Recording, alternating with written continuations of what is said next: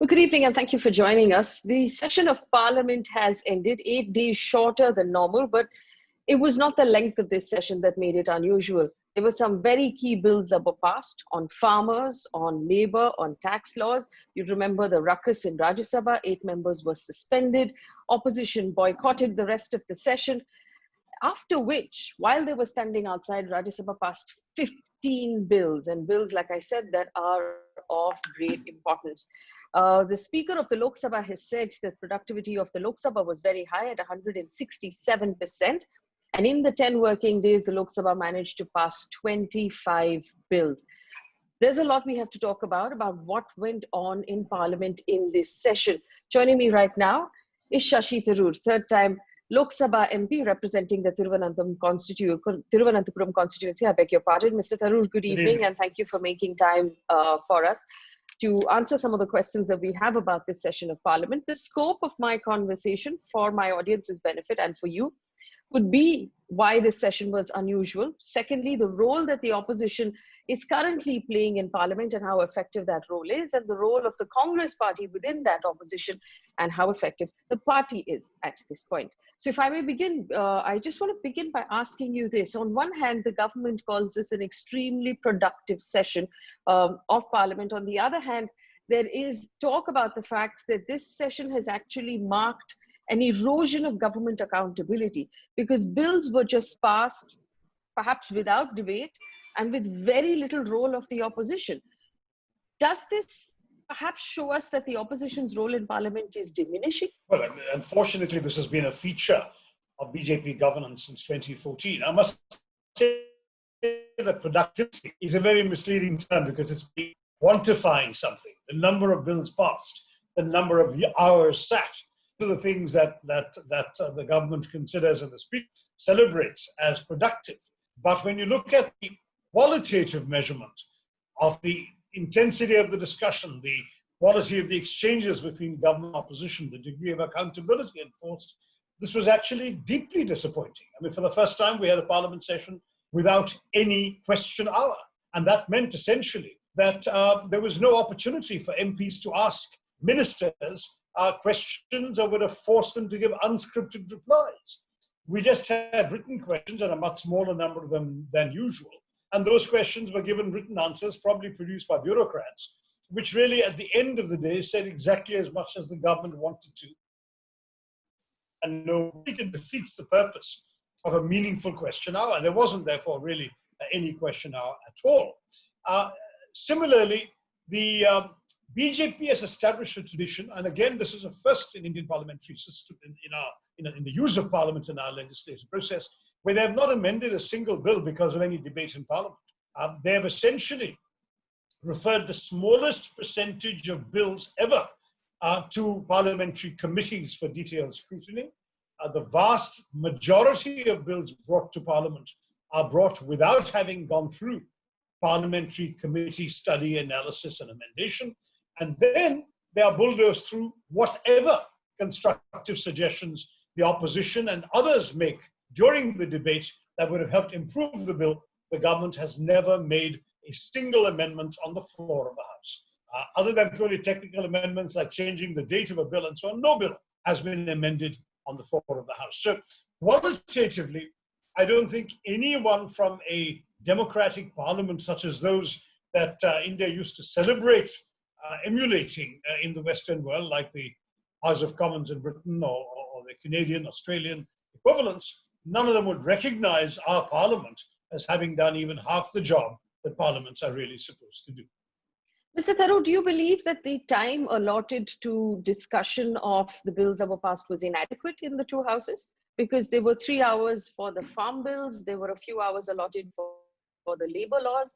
Was that inadequate, or was it? Are you saying that the points raised in discussion were not incorporated?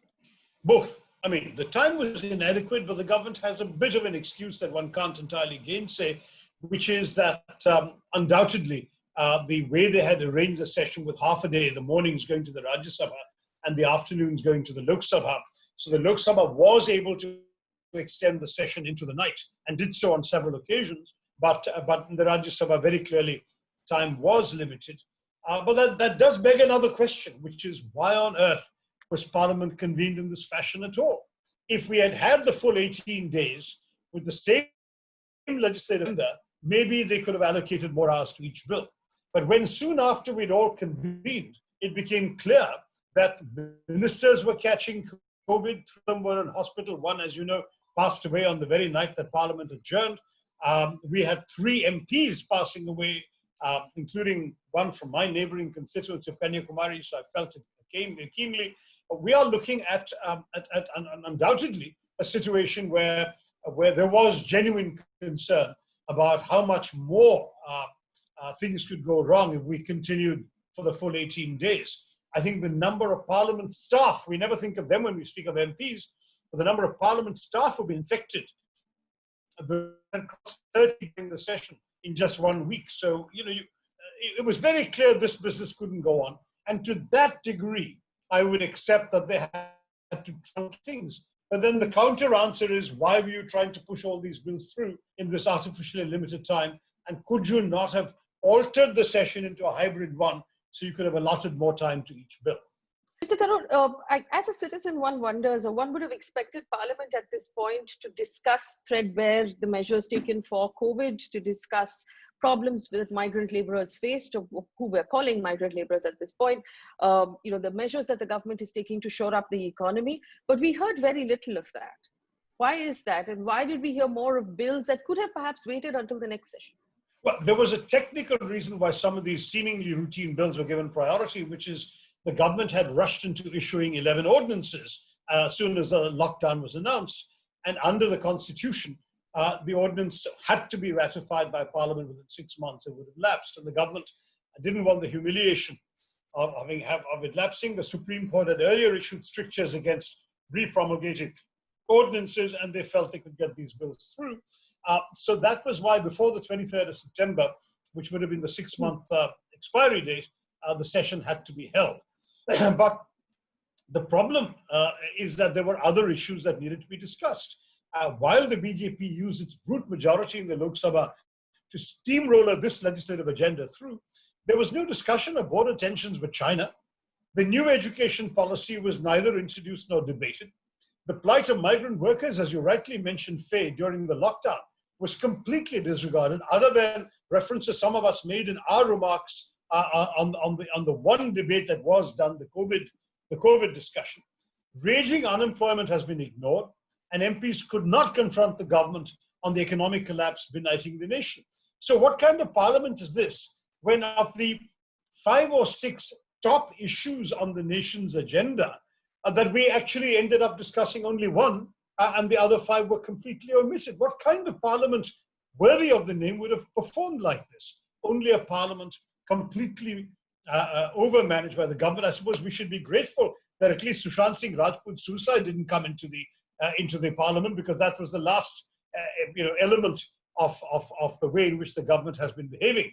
That would have really been the last straw. But it's really been shameful. And as an MP, I must say, I feel that we in Parliament have not done our full job. We should have raised these issues. They should have been placed before the nation. The nation should have heard the concerns of representatives they have voted and put there from across the country. And if it couldn't be done physically in Delhi, we should have done it virtually on a hybrid arrangement. And that's what certainly I will personally, as an MP, be demanding of our Speaker and of our government. Mr. Tharoor, you did say, of course, that the current government has a brute majority in Lok Sabha, but it doesn't in Rajya Sabha. And what we saw play out in the House of our elders in Rajya Sabha, climbing on benches, pulling at mics, waving of books, was very unbecoming. Do you believe that the actions of the Vice Chairman warranted that behavior in any way? And after the 8 members were suspended, we had opposition go stand outside while the government continued to pass bills, effectively, not doing your job, because the job of the opposition is to stand there and check what is being passed.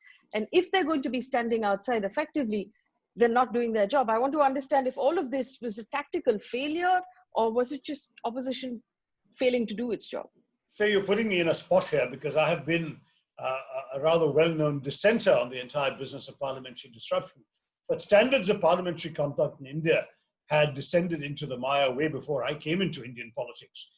After all, it was, I think, in my first year in Indian politics that Arun Jaitley issued his celebrated pronouncement that disruption is a legitimate form of parliamentary practice. That was the way in which our parliaments had been paralyzed by successive oppositions. Left, it would be argued, the Congress party and the present opposition no choice when it became their turn to sit in opposition. And my lonely voice against disruptions was countered by the fact that, of what I jokingly call the new golden rule of Indian politics. You remember the old golden rule was, do unto others as you would have them do unto you. Well, the new golden rule of Indian politics is to do unto others exactly what they have done unto you. And so what you're seeing with the opposition's behavior is this was done to us when we were in power, we will do it to them. So I don't personally approve of this conduct, but I have had to accept that this is now the standard that all parties without exception are following. There are no sort of quote unquote gentlemanly behaviors on display anymore. Having said that, I do think that the vice chairman's conduct was astonishing. The handbooks of Parliament tell us it is a member's right to demand a division of votes. It's the only constitutional way that you can assert the right to record your objection to a bill you have fundamental political and moral problems with. I've remembered occasions in my 11 years in Parliament in which a sole member has insisted on a division, tied the rest of us up for 25 minutes or whatever time it took to have the division, just to be able to record the fact that he was against voting for that particular bill. During the emergency, Erasmus Sequeira famously was the only person to vote against the 42nd Amendment. Now, these kinds of things are done, and even in the emergency, a division was held on a bill that Erasmus Sequeira knew he would lose, the government knew they would win, but the constitutional right of the MP to demand a division was honored. For the first time now, you're seeing a government and chairpersons essentially appointed by the government who are fundamentally disregarding the entire logic of parliamentary conduct and etiquette. So you can turn around and say, how can you demand etiquette on the part of the opposition MPs when the presiding officer is ignoring the basic conventions and customs of Parliament? So they too have ignored the customs and conventions of Parliament, and they have misbehaved. I don't condone the misbehavior, but I explain it because of the decisions of the presiding officer. Mr. Tharoor, you've said some interesting things. You've what suggested that the chair, in this case, the vice chairman and the chairman of the Rajya Sabha, were acting at behest of government. They are constitutional positions. No, I said they were appointed. They were the nominees of the ruling party. It would be completely inappropriate of me to suggest that once they're appointed, they're anything but independent. But I'm saying that this particular gentleman, who was the nominee of the ruling coalition for his position, that's all I said, that the chairperson appointed by the ruling party conducted himself in a way that was violative of the established parliamentary traditions of our country. Okay, so you have said that, okay, so what he did was violative, but you say that the reaction of the members was unwarranted and you don't condone it. Because if you are saying do unto others, I say an eye for an eye. And at this point, Parliament is blind to what the country needs. I think it is a pity that it came to this. I don't approve of physical misbehavior, but I must admit that I have seen so much of it, including so much of it that has been tolerated by successive presiding officers. This is now my third term, so I've seen 3 different speakers in the Lok Sabha condoning absolutely, disgraceful behavior by opposition MPs designed only to disgrace the House. I mean, let us not forget, we actually had an MP squeezing pepper spray into the air, and the speaker had to be rushed off to hospital in an ambulance because her lungs were affected by this. I mean, we've seen everything. So given how low our standards have fallen, it's a bit difficult for me now to be holier than thou and say to my colleagues, you shouldn't have done this, because the truth is that they have been acting in a way that unfortunately has been evident, visible, and seen by the nation for very many years. I remember, Faye, on a personal level, I was brought in by Somnath Chatterjee before I entered politics. He invited 8 or 9 so-called eminent citizens to a roundtable discussion with him on what to do about parliamentary standards and so on. And one of his questions to us was about the misbehavior he was seeing. I remember Somnath Chatterjee was speaker way before my time. And people like, it was me, Shyam Benegal, there were a few well-known in Sundarayana Murthy. These were the so-called eminent citizens sitting around this table with Somnath Chatterjee. And we all said, but why do you allow this behavior? Surely you're allowed to expel people who misbehave. And he said, yes, but if I do, I will be accused of being undemocratic, so I can't. Now that essentially was the stalemate that he was confronting, and the misbehavior happened on his watch, and it certainly continued thereafter under Meera Kumar, whom I witnessed, Sumitra Mahajan, and now Om Birla. So misbehavior is happening. I think we have to get beyond standards of behavior to the substance of discussions. Mr. Tharoor, was the suspension of the 8 members warranted in your opinion? Well, under the rules, I think it's very difficult to deny that the rules would have provided for this conduct. There are various ways the government could have calibrated it. I mean, the chairman could have calibrated it. Number one, he's the vice president of India. He could have, for example, limited the suspension to the rest of that day, or he could have asked for an apology for specific acts of misbehavior in exchange for which the rest of the suspension could have been lifted. There could have been, some sort of compromises offered.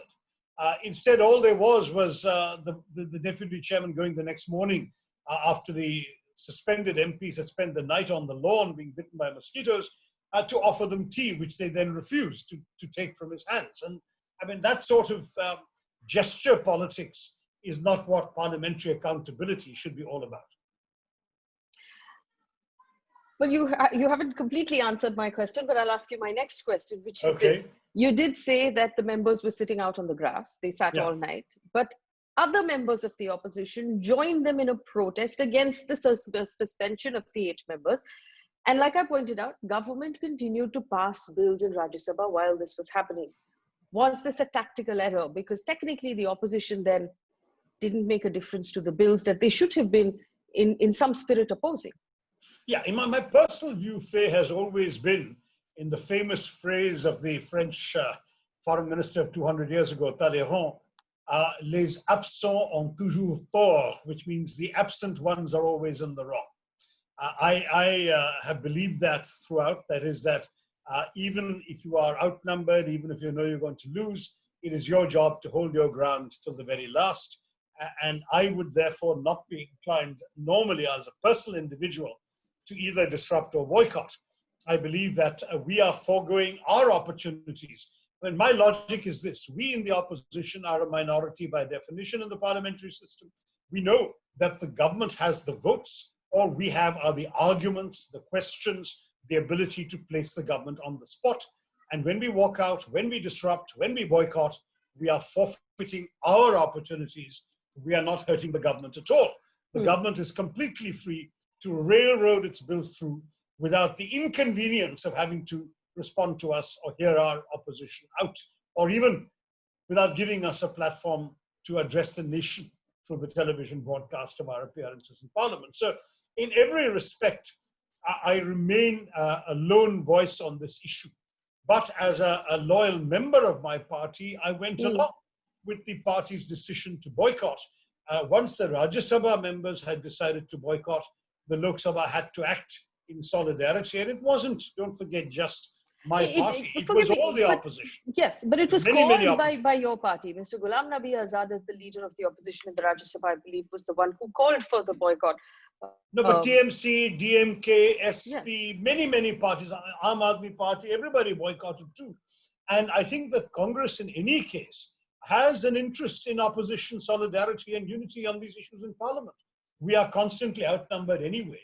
It would make sense for us, where we can bring the opposition together on a common platform, to value that platform, even if in this case it is a platform of boycott. I prefer it to be a platform of constructive opposition on specific issues.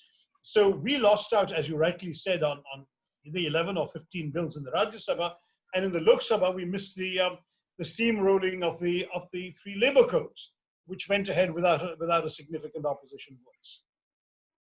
Would it be fair, Mr. Tharoor, to say that the farmers and the workers, the labor of our country, have been failed by the opposition? Because I understand that outside of Parliament, the opposition is opposing both of these, both of these bills, but you weren't inside. So Well, I have don't. these groups?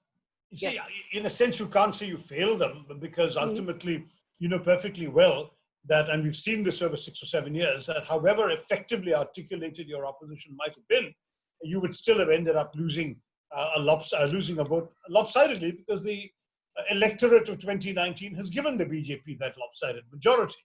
And for that reason, you would be in a position, Faye, in which in any case, your opposition would not have resulted in an iota of change to these bills because the government has, as I said earlier, never once changed a single bill after debate on the floor of the House. What I think the opposition will do to demonstrate that it's not failing the farmers is to take this agitation to the streets and to the public space.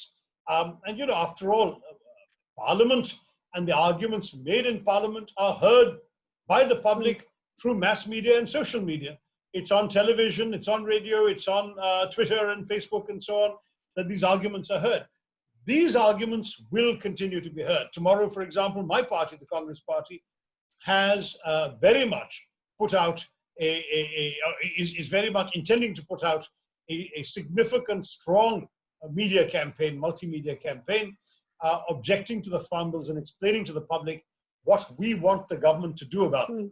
The president has yet to grant assent to these bills, and we are requesting him not to assent without introducing, for example, an absolute legislative guarantee that MSP will be respected.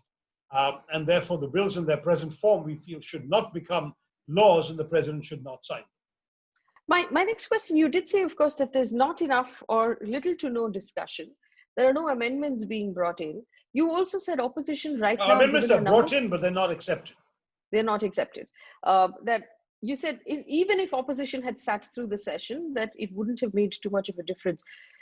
These are effectively, this is the entire process of Parliament. Has the process of Parliament in our country now changed as we know it? Are we, is it no longer functioning like Parliament? The government's unwillingness to provide cogent answers and engage with issues and suggestions raised by the opposition has been evident now for 6.5 years, Faye. And in these circumstances, I have been moved to say, and I said it in Parliament, but I can say it outside, that they have reduced Parliament to a rubber stamp. A notice board and a rubber stamp is what I said. A notice board to announce initiatives that brook no challenge, and a rubber stamp for their brute majority in the House to simply approve anything the government puts on the table. Now, that's not the way Parliament is supposed to function. It's one of the reasons I have been a strong advocate of a presidential system in our country, because in a presidential system, the legislature is completely independent of the president, is elected separately. One is not dependent on the other. Right now, the paradox of the parliamentary system, which is what Dr. Ambedkar had warned when the Constitution was being drafted, is precisely that a prime minister with a legislative majority, unless he is a large-hearted prime minister like Nehru was, who welcomes criticism and opposition and challenges from his own backbenchers. But otherwise, once a prime minister has a majority, he can get anything through. If he wants to pass a law tomorrow saying that the moon is made of green cheese, he can get it passed, because we've seen in the BJP, I myself have participated in debates, when sensible suggestions be made, while we're making them, we can see the BJP MPs sitting across from us nodding in agreement. But when the vote comes, immediately we're shouted down because the BJP and every party, frankly, issues a whip saying whatever the government has put forward has to be passed. Now, this does not bode well for the future of our parliamentary democracy, because this is simply not the way in which Parliament functions anywhere else. In India, there's also the anti-defection law. So no MP from the ruling party can ever dare object to the government's stand on anything or vote against it, because they can be expelled not just from the party, but from Parliament under the anti-defection law. I remember there were 2 MPs from the BJP in the last Parliament who were in open rebellion against their government, and who eventually, when the elections were called, left the BJP and joined the Congress. And I think you all know who I mean, Shatrughan Sinha and Kirti Azad. But on every bill right up to the last day of Parliament, they had to vote along with the BJP, which they were publicly criticizing outside, simply because that was the only way they could remain MPs. Now, this is not, frankly, how Parliament works in Britain or in Canada or in Australia or in New Zealand. And I'm not saying that these white countries should be our models, but they're the ones who develop parliamentary democracy as an art form, as a system. And if we want to have a parliamentary democracy, we ought to be aiming for the best standards of it. I think we'd be better off with a system where the legislature is completely independent from the executive, where the executive cannot decree to the legislature how to vote on any issue. And then you might actually have a legislature that will hold the executive accountable. But in the system we've got now, we are looking, unfortunately, at a rubber stamp parliament for the foreseeable future. Mr. Tharoor, I have a few minutes, but I also want to note that when the UPA was in power, there was a lot of talk about policy paralysis caused by a coalition that just couldn't see eye to eye or agree on anything, and an opposition that kept disrupting.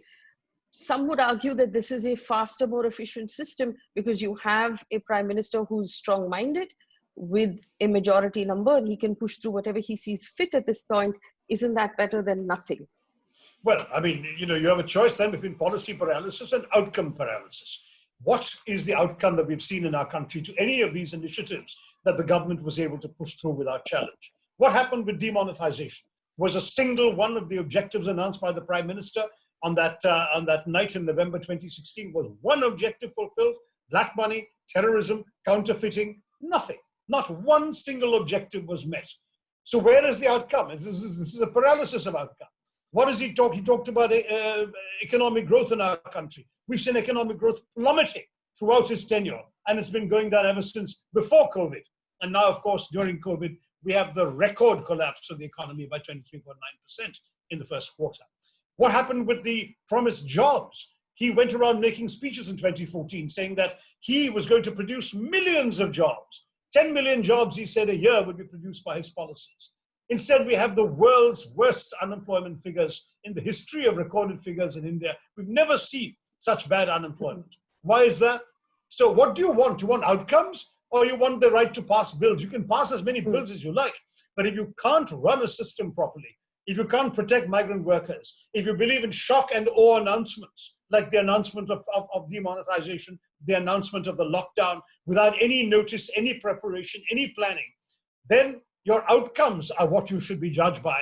So you can pass policies as you like, you can pass laws with brisk efficiency, but as far as I'm concerned, judge a government by its outcomes. And I believe the UPA's 10 years gave the nation a lot of lasting outcomes, from the Right to Information Act to the Manrega policy, which today are benefiting and indeed saving people who otherwise would have been absolutely left to rot by the hasty policy making of this BJP government.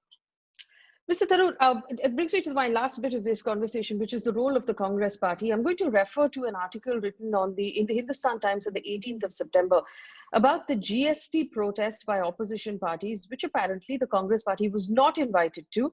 And it has also quoted Pawan Khera saying this is something parties should answer as far as the Congress is concerned. We want to raise platforms, but they've also quoted Derek O'Brien saying that it's increasingly becoming clear to us that the Congress can no longer decide the subject and dosage of opposition strategy. Can the Congress really continue to see itself as leader of the opposition parties, or has it now failed to hold on to that influence? Well, look, let me say very bluntly that there is really no other party in the opposition with the national footprint of the Congress. Yes, we took a clobbering in the last couple of elections, but we still have a presence in every state. We still have credible leaders in every state.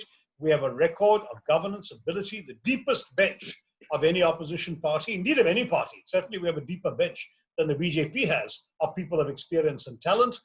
We have, I think, unquestioned, people of unquestioned authority on most of the policy issues confronting the nation.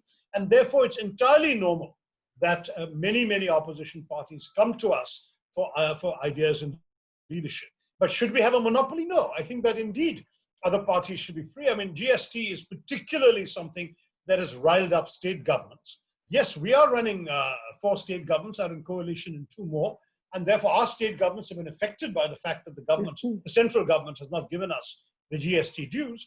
But why shouldn't TMC, which is running a state, or any other regional party, have the right to also stand up and say, for us, this is the issue. Now, on the particular timing of the particular protest, it must have been a coordination issue rather than a substantive issue, because the Congress agrees entirely that the central government has been misbehaving on the GST issue, that getting GST dues paid is the state's rights, and that if the center is unable to pay it, the center should borrow rather than shoving the onus on the states to borrow the money. So on all of this, the opposition parties, including the Congress, are fully agreed. So I think, we already had, unfortunately, another simple misunderstanding when the opposition conducted a dharna on the final day of Parliament at 5 o'clock. TMC conducted their dharna at 2 o'clock and went off and caught flights to Calcutta. Well, I'm sorry, clearly there was a mismatch between the people on one side and the people on the other in coordinating what time we were to meet outside Mahatma Gandhi's statue. It's as simple as that. But all I can say is that these are minor glitches. At bottom, on the substance of the issues you're talking about, I think we are agreed. And what is more, we articulate the positions. And because in the nature of things, as the largest single opposition party, we are given usually the first opportunity to address them when we raise them. Often the other opposition parties will echo or repeat or amplify what a congressperson has said. I don't see that as in any way us arrogating any position or privilege to ourselves. But tomorrow, if there is a prospect of a meaningful opposition front against the BJP government, it is inconceivable without the Congress. And I think every opposition party understands that you can come together as a collection of state-based parties, but you need a national party as the glue that will bring you together. That doesn't mean we need to chair it. That doesn't mean we need to lead it, but it does mean that they can't do without the Congress. Well, that brings me to my next question. The Congress party has had its share, more than its share, in fact, of internal problems. I'm referring to the letter written by all of those. I mean, you in a previous answer, you talked about how many talented and qualified and, experienced leaders you have within the party. Most of them signed that letter, including yourself, about the various problems the party was facing. Now, I'm not going to get into how it got to the media and how the rest of us read it, but I just want to ask you, do you believe the contents of that letter have been adequately addressed from within the party? Faye, this is a conversation we can have another time. I'm really not going to, and as you probably have noticed, I have not said anything about the letter since the letter came out in the public domain, because the purpose of the letter writers, at least speaking for myself, and I believe for many of my friends who signed that letter, the purpose of the letter signers was always to strengthen the party, not to divide it. The way things have played out, the existing sort of angst within the party has led to becoming weaponized by the BJP and its supporters as one more distraction from the transcendent failures of the BJP government and the mismanagement that this government has inflicted upon the nation, of COVID, of the economy, of all the issues you and I have talked about already. I don't want to play into the BJP agenda by spending my energy at this point in talking about the intra-party issues. The Congress president has said she's going to resolve these issues. I certainly hope she will. When the time comes and the party says we've done everything we can about these issues, that would be a time to speak. But not right now, when we're seeing the nation going through the grip of this pandemic, going through the terrible failures of the BJP government's conduct, and having just concluded a parliament session, which in many ways has let the nation down. I don't really want to dilute that conversation by talking about some, what the Americans would call inside baseball.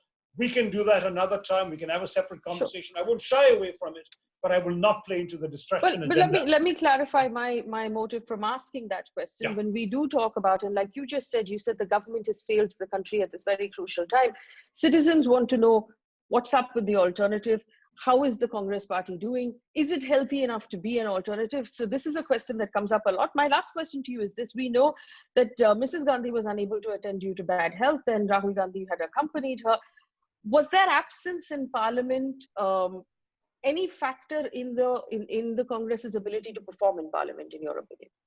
No, look, we obviously value them. They're senior experienced leaders, and Sonia ji has been a member of Parliament since 1998. So this is not something that, one likely devalues the experience and the calm guidance she would have brought had she been present.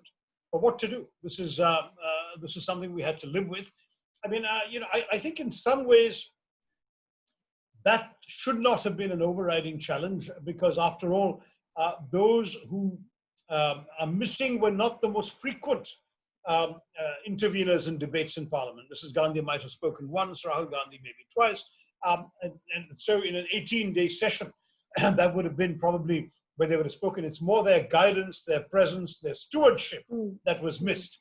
Whereas the people in the Congress who sit on these issues, make the decisions, make the speeches, argue the cases, move the 193 resolution, all of those things, those people very much around, and everyone was actively engaged during the 8 full days that we were allowed to meet. A quick question, and this is actually a question for state governments, but you said yourself your party is running a few states in the country. There is a story that's come out in the Indian Express about the fact that the CAG has discovered that the government, instead of transferring money into the special fund that goes to state governments, in fact, just kept it in the Consolidated Fund of India and spent it on other things. What action is state-led by Congress party? What actions are you likely to take? Is this something that has been brought up or discussed so far? It wasn't sorted out in Parliament, and I'm afraid I don't belong to any other forum in which I would know whether the party, for example, is intending to take this to the Supreme Court as a constitutional issue. I don't know. But the CAG report was tabled, as I know, on the last day of the Parliament, the day we were boycotting. So we didn't, in any case, and nor was a discussion on the report on the agenda. I suppose we would have a chance to raise it during committee meetings, either of the Finance Committee or possibly the Committee on Subordinate Legislation. I'm not sure. There are various committees whose mandates might extend to this, but the Public Accounts Committee is chaired by a congressman, or the Ranjan Chaudhary, and it seems to me that since every CAG report comes right up to the PAC when it wants it, that could be a forum to take this up. But there may well be a legal challenge. There are constitutional issues involved, whether the government could have done what it did. All right, Mr. Tharoor, I know that I have taken a few more minutes than we had agreed. Thank you for your time, and thank you for answering our questions. Well, I'm sorry if I didn't answer all of them as fully as you'd like, but those which I was able to, I'm glad to have been able to do. Thank you, Faye, and see you again at a later time. Thank you. Yeah.